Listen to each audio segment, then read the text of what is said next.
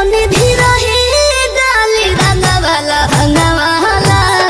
हो जाई। वाह वाह वाह, गाना के उम्मीद ना रहो लेकिन गाना आ गइल बा। फाइनली गाना आ गइल बा। गाना के बारे में हम बात करे वाला बानी। पवन सिंह ए साल ज्यादातर साली के ठिका ले बड़न, साली के लहंगा के, स्पेशली लहंगा के।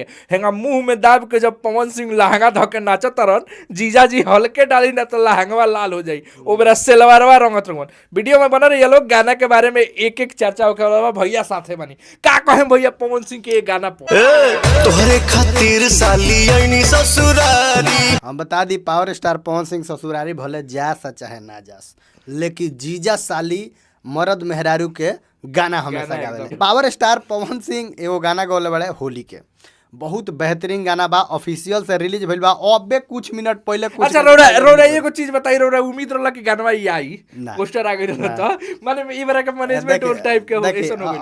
अब बहुत लोग ई कहता जे पवन सिंह गइबे ना करिए तो मैनेजर का करिए। हम बता दी कि छोड़ी बातें मैनेजर वाला बात है। लेकिन ई बात सही बा। जमशेदपुर काल के गइल बड़न पवन सिंह आ जाके गइले बड़न तब आज गाना आइल हो।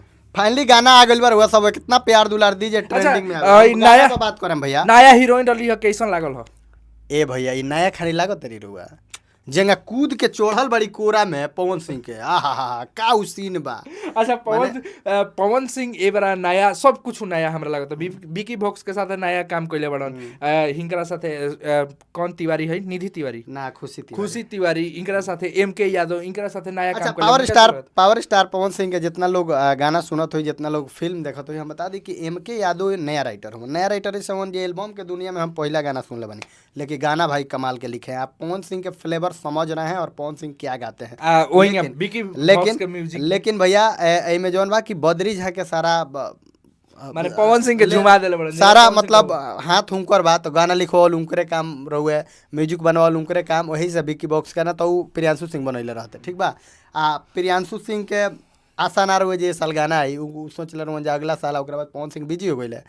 लेकिन जे भी वीडियो देखता, हम बता दी कि पवन सिंह के बिना होली, छठ, दिवाली कुछ अच्छा ना लगेला यार। हम तो अच्छा हम ये वीडियो के माध्यम से एगो चीज कहम कि सीखो कि कैसे होली का गाना, कैसे होली गाए, कैसे होली अब बताई 68 गो गाना गा दले हमार धुरंधर भैया होली के। 68 गो गा दले कंपैरिजन में हमारे धुरंधर भैया के। अब आजकल देखा तनी बड़ा हारमोनिया लेके धुरंधर भैया आवत रहन, तो दिखाओ तर हारमोनियम पर हम भी गाते हैं। सही बात बा, काम करत रहन, काम अच्छा करत रहन। ठीक बा। लेकिन पवन सिंह के होली गाना एकदम बेहतरीन धमाल कमाल जौन बा कि आ गइल बा।